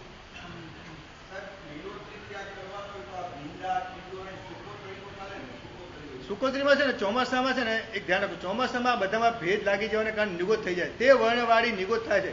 એટલે આ સુકવણી પણ જો ચોમાસામાં ન વપરાય તો બહુ સારું છે. કેર વગેરેમાં વાંધો નથી એકવાર, પણ જે આખા જે આપણે અમુક સ્વામી શાળામાં તો અમુક શ્રાવક તો ચણા વગેરે પણ વાપરતા નથી, કે મગની છૂટ આપી છે આપણે ત્યાં. બાકી ચણા વગેરે પણ મોટા દાણા હોવાને કારણે અંદર પોલાણમાં પણ જીવોત્પત્તિ થવાની સંભાવના છે આ ભેજના કારણે. એકદમ તાજું અનાજ તો વાંધો નહીં, જોઈને તમે વાપરો તો વાંધો નહીં, પણ બાકી આમાં પણ જીવાતો અંદર પોલાણમાં પડે તમને ખબર પણ ના પડે. બોલો, એ પોલાણમાં આ બધી જીવોત્પત્તિ થઈ જતી હોય છે. મગની છૂટ આપણે ત્યાં આપી છે. બાકી આ બીજા બધા કઠોળ અથવા વડી પાપડની પણ આપણે ત્યાં છૂટ આપતા નથી, કારણ કે આ બધામાં પણ ભેદ લાગવાના કારણે તે વર્ણના ખબર પણ ના પડે, તે જ વર્ણને નિગોત થઈ જતી હોય છે કે તમને એનું કલર પણ દેખી ન શકો અને એ જ પ્રકારના જીવો ઉત્પત્તિ થઈ જતી છે. એટલે આ ભેજના, અને બોમ્બે અને સુરત એવું છે ને કે દરિયા કિનારે ભેજનું વાતાવરણ વધારે હોય છે. એટલે અહીંયા તો વધારે તમારે સાચવવાનું કે આ તાજું હોય તો, અને બદલાયેલું હોય વર્ણ રસગંધ તો વાંધો નથી, પણ લાગે બદલાયેલા લાગે થોડું પણ લાગે તો એ વસ્તુ વાપરવાની નહીં, એવું ધ્યાનમાં રાખવું છે તમારે. લીલોતરી જે છે ને, હવે તો હોળીમાં પણ હવે આવશે હોળી. અમારે હોળીના દિવસોમાં વરોમાં મને ખૂબ તકલીફ પડશે અમને લોકોને, કે અમે ઘણા બધા મહાત્મા હોળી જ કરીએ એટલે લગભગ વાંધો નહીં આવે. પણ જે મહાત્મા છૂટાવાળા હોય, એકાશના વાળા, એ વરવા માટે જાય ને, મોટા ભાગના ઘરોમાં કંઈક ને કંઈક પ્રોબ્લેમ હોતો હોય છે, કે લગભગ લીલોતરી હોય છે, અથવા દાળમાં પણ એટલું તો નક્કી કરો આ વખતે કે દાળમાં તો કોઈ લીલોતરી નાખવાની કમસે કમ. તો ગુરુ ભગવાન કમસે કમ તમને દાળ તો વળી શકે, પણ તમે દાળમાં પણ જો લીલોતરી નાખી દીધી ને તો પછી ગુરુ ભગવાનને દાળ પણ તમારા ઘરની ખપે નહીં, અને ખાલી રોટલી ને ભાત તમારા ઘરના ખપશે પછી. એટલે 6 જીવની કાયની વિરાટનાથી જ રસોઈ બને ને ગુરુ ભગવાનના પાત્રમાં ન પડે તો ખરેખર તમને થવું જોઈએ કે આ રસોઈ મારી નકામી ગઈ. હે શું ના નાખે તો સારું, ખાયની વાત છે અત્યારે. સારા બોલો, અમારા મહાત્મા વરોજા છે ને, સાંભળી લો બરાબર, તમને તમારા ઘરની વાત નથી કરતો. અત્યારે સારા સારા ઘરમાં કોબી શરૂ થઈ ગઈ છે. બોલો, હજુ સારા ઘરોમાં, એવું નહીં સ્થાનકવાસી ઘરેની વાત નથી, આપણા મૂર્તિ પૂજક સંઘોમાં મહાત્મા વરોજા છે, કોબીજનું શાક શરૂ થઈ ગયું છે. બોલો અત્યારે હા એટલે જ કહું ને, ચોમાસું પૂરું થઈ ગયું. એટલે તમારી વ્યાખ્યા અલગ છે, આખી કહું છે ને ચોમાસાની વ્યાખ્યા. હકીકતમાં ચોમાસાની વ્યાખ્યા તમે ગરબા કલ્પસું ધ્યાનથી સાંભળ્યું તો ખબર હશે કે સંવત્સરી પછી ફરજિયાત તમને એક જગ્યાએ ચોમાસું રહેવાનું કીધું. બોલો તમે માનશો તમે?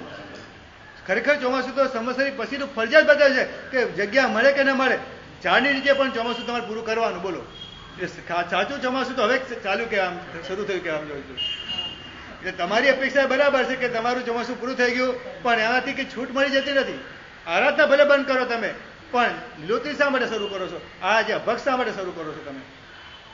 હમણાં કાલે જ ખબર નહીં, કાલે અહીંયા પાછળ શું પ્રોગ્રામ તો ખબર નથી, હવે જમણવાર સાથે હતો કે જમણવાર ખબર નથી, પણ ગીતો ભક્તિ ગીતો બધા ચાલતા, સ્કૂલમાં ચાલતા હતા, શું પ્રોગ્રામ તો ખબર નથી, પણ મોડા સુધી પ્રોગ્રામ ચાલતો તો ખરો. એટલે જમણવાર વગર હોય તો વાંધો નહીં, પણ બાકી જમણવાર હોય તો સમજવું પડે કે આ પ્રોગ્રામ છે ભક્તિનો પ્રોગ્રામ હોય. પણ હમણાં જે ભાઈ હતા કે અમદાવાદથી, કીધું સાહેબજી કે 28 નિમિત્તે કોઈ અમદાવાદની કોઈ 5 સ્ટાર હોટલ હતી, ત્યાં કને પ્રોગ્રામ 28 નિમિત્તે પાણામાં નીચે પ્રોગ્રામ રાખેલો. બોલો, હવે બોલો હોટલમાં ત્યાં કેવા બનાવવાળા વ્યક્તિ હોય ને, થોડું વિચાર કરીએ ને આપણે. અત્યારે છે ને 4 વસ્તુ ખતરનાક શરૂ થઈ ગઈ. જેવું તેવું ખાવાનું શરૂ થઈ ગયું છે, જેનું તેનું ખાવાનું, જેના તેના હાથનું ખાવાનું શરૂ થઈ ગયું છે, જ્યારે ત્યારે ખાવાનું શરૂ થઈ ગયું છે, અને જેવું તેવું ખાવાનું શરૂ થઈ ગયું છે. જેવું તેવું, જેનું તેનું, જ્યારે ત્યારે અને જ્યાં ત્યાં. આ 4 વસ્તુ હમણાં વાંચી હતી મેં મસ્ત, કે જ્યાં ત્યાં ખાવાનું છે. તમે હોટલ ઉપર, લારી ઉપર, જ્યાં ત્યાં ખાવાનું શરૂ થઈ ગયું. પહેલા માણસ બેસીને જમતો હતો અને આખી બેસાની મુદ્રા હતી, જ્યાં ત્યાં ગમે ત્યારે છે ને. જો બીજી બધા ધંધામાં મંદી આવશે, પણ લારી વાળાને, લચ્છી વાળાને, ખાવાની પીણી વાળાને કોઈ મંદી નહીં આવવાની. બોલો તમે અને જો છે ને બીજી બધી દુકાનો છે ને, ચોક્કસ હીરા બજાર હોય, જ્વેલરીની દુકાન હોય, ચોક્કસ બજાર હોય, પણ બોલો ખાણીપીણી દુકાન તમે કોઈ ગલીની બહાર મળે નહીં. કોઈ માણસે 1 કિલોમીટર ભટકવું પડ્યું ખાવા માટે, બને છે કે આવું? કોઈ કપડું લેવા માટે તમારે 1 કિલોમીટર કે 2 કિલોમીટર દૂર જવું પડશે, પણ તમારે ખાવા માટે કે હોટલ તમને કે રેકડી કે લારી પાઉંભાજીની કે કોઈ બીજી લારી તમને 1 કિલોમીટર ભટકવું પડ્યું ન મળ્યું બની શકે બોમ્બેમાં કોઈ જગ્યાએ? ગલીએ ગલીએ તમને ચાની લારી મળી જાય. અને આ તમારી ભાજી ગલીમાં તો કેટલી બધી દુકાનો છે, દેખાય બધી, સવાર સવારમાં ચાલુ થઈ જાય.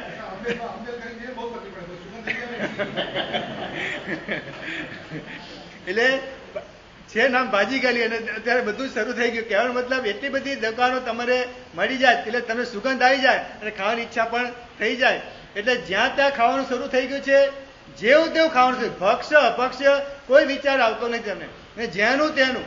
પહેલા આપણે ત્યાં છે ને વાત આવતી હતી કે માં રસોઈ બનાવે પત્ની, પણ પીરસે કોણ? માં. કારણ કે જો પત્ની રાગથી પીરસે ને તો પતિમાં રાગ દશા વધી જાય. એટલા માટે આપણે ત્યાં નિયમ હતો કે પત્ની રસોઈ બનાવે પણ પીરસવાનું કામ માં કરતી હતી. એના કારણે દીકરામાં વાત્સલ્ય ગુણ પોસાય વધારે. આવી બધી વાતો આપણે ત્યાં બતાવેલી છે. બોલો, એટલે કે જેવા તેવા વ્યક્તિનું હાથનું ખવાય પણ નહીં. બોલો, આપણે ત્યાં આવે છે ને મહાભારતનો પ્રસંગ બધા સાંભળ્યો જશે કે મહાભારતનું યુદ્ધ શરૂ થયું અને ભીષ્મ પિતામહ જે છે એ કૌરવોના પક્ષમાં હતા. અને ભીષ્મ પિતામહ આજીવન બ્રહ્મચારી એકદમ પ્રતાપી માણસ હતા, છતાં પણ યુદ્ધો આમ જે કરે ને એમ ખુન્નસથી જે યુદ્ધ કરવું છે કરતા નતા. કૌરવને થયું દુર્યોધને બધાને કે ભીષ્મ પિતામહ કેમ આમ કરે છે, લડતા કેમ નથી બરાબર પાંડવોની સામે. જો ભીષ્મ પિતામહ જો લડવાનું શરૂ કરે તો એક અર્જુન પણ કોઈ પણ વ્યક્તિની સામે ઉભો રહી શકે નહીં. અને દુર્યોધને યુધિષ્ઠિર સત્યવાદી હતો. યુધિષ્ઠિરે પૂછ્યું કે ભીષ્મ પિતામહ કેમ લડતા નથી બરાબર? ત્યારે દુર્યોધને કીધું કે એ અમારા સજ્જનનું ઘરના અનાજ ખાય. કે ભીષ્મ પિતામહ ભલે કૌરવના પક્ષમાં હતા પણ જમતા હતા યુધિષ્ઠિરની પાસે જોડે, એમના ઘરે જમતા હતા. એટલે કે સજ્જનના ઘરનું અનાજ ખાય છે, એના કારણે આ ભીષ્મ પિતામહ લડતા નથી. જો એ દુર્જનના ઘરનું અનાજ ખાય ને તો ચોક્કસ એમના પેટમાં ગયા પછી એમની બુદ્ધિ ભ્રષ્ટ થઈ જાય અને પછી ભયંકર રીતે લડવા મળશે. તો દુર્યોધન પૂછ્યું દુર્જન કોણ છે? તારે યુધિષ્ઠિર તારા જેવો દુર્જન બીજો કોઈ નથી. અને દુર્યોધને પછી કપટ કરી અને ભીષ્મ પિતામહને પોતાના ઘરની રસોઈ જમાડી દીધી. અને બીજા દિવસે ભીષ્મ પિતામહ જે છે એ ખાલી ધનુષ્યનો ટંકાર કર્યો છે ને અને કૃષ્ણ મહારાજની ધોતી છૂટી ગઈ છે. તમને ખબર ન હતો? તમે યુદ્ધમાં જોયું પણ હશે અને વર્ણન પણ આપણે ત્યાં મહાભારતમાં વર્ણન આવે છે કે યુધિષ્ઠિર કૃષ્ણ મહારાજા સેનાપતિ સારથી હતા અને ખાલી ધનુષ્યનો ટંકાર ખાલી ભીષ્મ પિતાએ કર્યો છે ને અને ઘોડા બધા એકદમ છૂટી ગયા અને ભાગી ગયા હતા. બોલો, એ બધી વાતો આપણે ત્યાં મહાભારતના યુદ્ધમાં બતાવે છે. અને પછી એ દિવસે ભીષ્મ પિતામહે એટલું ખતરનાક યુદ્ધ કર્યું ને લાગ્યું કે આ કૃષ્ણ મહારાજાને કે જો આ બીજા દિવસે જો ભીષ્મ પિતા આ રીતે લડશે ને તો આપણો વિજય કોઈ કારણે શક્યતા નથી. અને પછી બીજા દિવસે શિખંડી જે નપુંસક એને અર્જુનની આગળ રાખવામાં આવ્યો અને ભીષ્મ પિતામહે જોયું કે સામે તો નપુંસક છે એટલે ભીષ્મ પિતામહ બરાબર લડ્યા નહીં. અને પછી અર્જુનને કીધું કૃષ્ણ મહારાજાએ કે હવે તું બાણને વર્ષા કરાવ. અને પછી ફટાફટ અર્જુને બાણ મારી અને ભીષ્મ પિતામહના શરીરમાં કેટલા બધા બાણો પ્રવેશ કરી અને પછી ભીષ્મ પિતાને ઘાયલ કરી દીધા. પણ ભીષ્મ પિતાની પાસે ઈચ્છા મૃત્યુ હતું કે પોતે ઈચ્છે તો જ મૃત્યુ થઈ શકે એવું આ હિન્દુ મહાભારતમાં આવે છે. અને પછી મકર સંક્રાંતિના દિવસે અને છેલ્લે માંગણી કરી કે મારે કોઈએ પાણી જેવું પીધું ન હોય, એઠું પાણી નહીં પણ એકદમ શુદ્ધ પાણી મારે પીવું છે. અને પછી અર્જુને બાણ માર્યું નીચે અને બાણ ગંગા જે કહે છે ને એ વાત આવે છે. અને ત્યાં જમીનમાંથી પાતાળમાંથી બાણ ગંગા પ્રગટ કરી અને પાણી ભીષ્મ પિતાને પીવડાયું. ભીષ્મ પિતામહ પછી કાર કરી ગયા એ વાત આવે છે. એટલે કહેવાનો ભીષ્મ પિતામહ જે છે જ્યાં સુધી અર્જુનના અને સજ્જન વ્યક્તિના ઘરનું અનાજ જમતા હતા ને ત્યાં સુધી ભીષ્મ પિતામહની બુદ્ધિ જે છે સદબુદ્ધિ રહેતી હતી. પણ જ્યારે દુર્યોધન આનું અનાજ ખાધું બીજા દિવસેની બુદ્ધિ ભ્રષ્ટ થઈ ગઈ અને અન્યના પક્ષમાં પહોંચી ગયા અને ભયંકર રીતે લડ્યા કે એની સામે કોઈ ટકી શક્યું નહીં દિવસે પછી. એટલે જ્યાં ત્યાં અને જેવા તેવા વ્યક્તિનું બોલો. અત્યારે તમે જે કંઈ હોટલમાં જાઓ છો બોલો, બનાવવાળો કોણ તમને ખબર છે? જે રસોઈયો કોણ છે તમને ખબર છે? બોલો, કેટલી જાતના મુસ્લિમો હશે ખબર પણ નહીં પડે. હમણાં એક પ્રસંગ સાંભળેલો કે એક જે છે ને અમુક પ્રદેશમાં આજે પાણીપુરી વાળા છે ને કોઈ ભૈયા નથી, બધા મુસ્લિમ છે. આ લોકો કે બધા મુસ્લિમ ઉત્તર પ્રદેશના યુપીના બધા મિયા છે અને એ બધા જે છે એ ભૈયાની વેશ પહેરી ઓલી પોતળી અને જુનઈ પહેરી અને માથામાં એવું પહેરી અને પછી બધા પાણીપુરીની લારીમાં આવી જાય છે અને છે બધા મુસ્લિમ છે. બોલો, એવા વ્યક્તિના હાથે તમે પાણીપુરી ખાઓ, બોલો શું હાલત છે તમારી? એટલે જેવા તેવા વ્યક્તિનું ખાવાનું તમારે હવે શરૂ થઈ ગયું છે.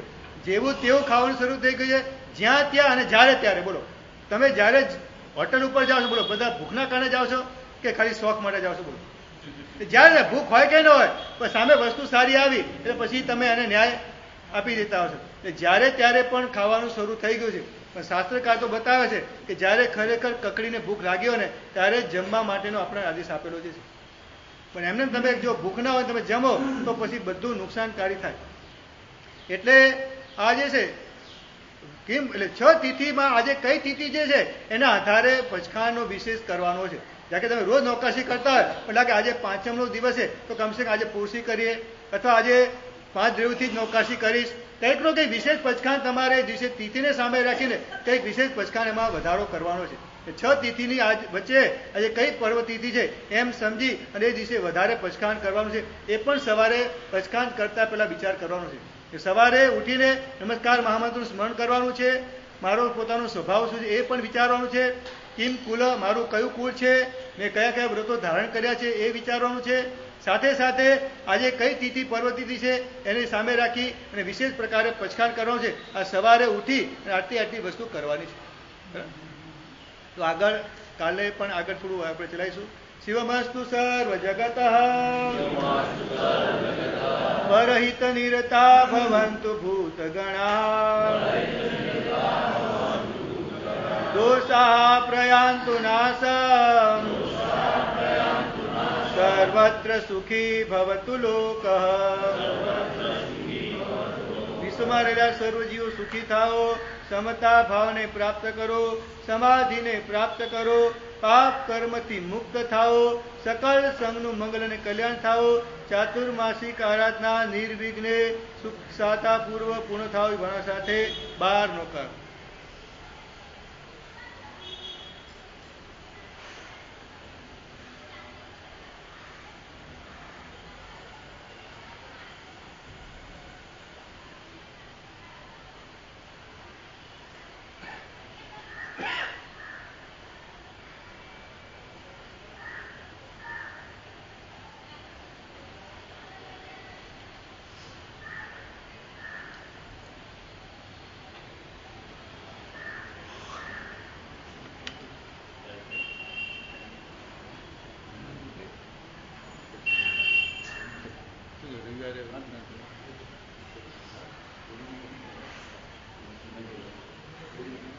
રવિવારે જ્ઞાન ભંડાર છે ખાલી જ્ઞાન ભંડારની મીટિંગ છે રવિવારે સવારનું બોલો શ્રી ચિંતામણી પાર્શ્વનાથ ભગવાન કી જય. સાહેબે હમણાં કીધું જ્યાં ત્યાં ખાઈએ છીએ, જેવું તેવું ખાઈએ છીએ. આ બધું 4 વસ્તુઓ છે, પણ આપણે પછી એવા એક વસ્તુ એડ કરીએ તો આપણે જેવા તેવાની હારે ખાઈએ છીએ. જો આપણે જેવા તેવાની હારે ન ખાતા હોય ને, અને દિનેશભાઈની હારે હું જતો ને, અને જો દિનેશભાઈ મને કહું કે આપણે પાણીપુરી ખાવી, દિનેશભાઈ ભરત આપણે કમિટીમાં છે આપણે ન ખવાય, એટલે અમે અટકી જઈએ છીએ. એટલે જો તમે જેવા તેવાની હારે ન રહો ને તો આ બધા વસ્તુનું સોલ્યુશન આમનામ જ મળી જાય. મારે મુદ્દો ઉમેરવો પડશે હવે. મને વ્યાખ્યાનો પોઈન્ટ આપી અમને.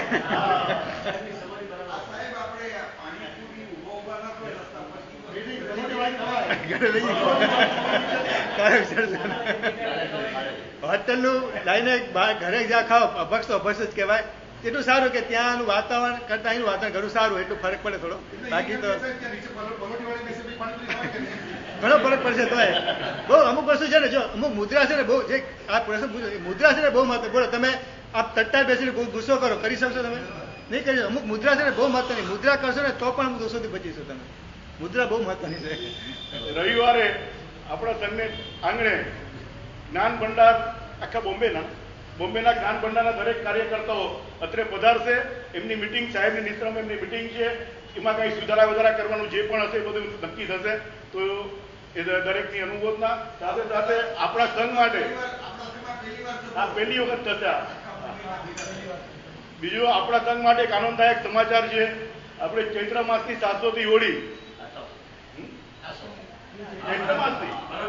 ચૈત્ર માસ 2081 ની શાશ્વતી હોળી પરમ પૂજ્ય ગચ્છાધિપતિ આચાર્ય દેવશ્રી રાજેન્દ્ર સુરીશ્વરજી મહારાજ સાહેબ, પરમ પૂજ્ય આચાર્ય દેવશ્રી મુક્તિવલ્લભસુરી મહારાજ સાહેબ અને પરમ પૂજ્ય આચાર્ય શ્રી ધર્મયસુરી મહારાજ સાહેબ તેમના વિશાળ સમુદાય સાથે પધારશે. તો આપણા માટે આનંદના સમાચાર છે. બીજું, જેમણે પણ આંબેલના પાઠશાળામાં જેમને પણ નામ લખાવ્યા છે એમને આંબેલમાં પોતાના મહિના જોતા હોય તો મહિના, અને જે નામ લખવાના હોય બેનરમાં એ નીચે લખ્યું છે બોર્ડ, દરેકે પોતાના નામ પેઢીમાં લખાવી દેવા માટે વિનંતી. જેમણે આદેશ લીધા છે સાધારણના, કેસર સુકર એ બધા આખા વર્ષના છે, એ પણ પોતાના નામ બેનરમાં લખવાના હોય એ પ્રમાણે નીચે વિરલભાઈને ચિઠ્ઠી આપી દેવા માટે ખાસ વિનંતી. હવે આ બેસતા મહિને આપણે મહામાંગલિકનો પ્રોગ્રામ રાખશું. ગઈ ફેરે જે રાખ્યો શ્રાવણ મહિનામાં તેમ 7:30 આપણે શરૂ કરશું 9 વાગ્યા સુધી. પહેલા માંગલિક પછી સાહેબજીનું પ્રવચન, એટલે બેસતા મહિનાનું માંગલિક આપણે રાખેલું છે. સ્વામી કમાનો દેવ જાણી જાય નજી જાય, સ્વામી કમાનો દેવ જાણી જાય નજી જાય, કાર દોરાય સર્વ શરીર નિરાવાદ જગતમાં જાત્રા નિરોધ હોજે, સ્વામી દાદાજી આત્માનંદ રામ. સ્વામી કમાનો દેવ જાણી જાય નજી જાય, અને સાગર સંદેશાવર અભ્યક્ત રાય કામ્યો સ્વામી રાય જંગીજી અપત્યમ બપત્યમ ભક્તે પાણે વિણે યાવચ્ય આલવ સદૈવ ઉચારે સમાધાન અંતર્ગત કરે જંગીજી મજ્જર પરિણામ મોમાયમાં વિવેદ અહમ રામ રામ. સ્વામી કુમાર દેવ જાણી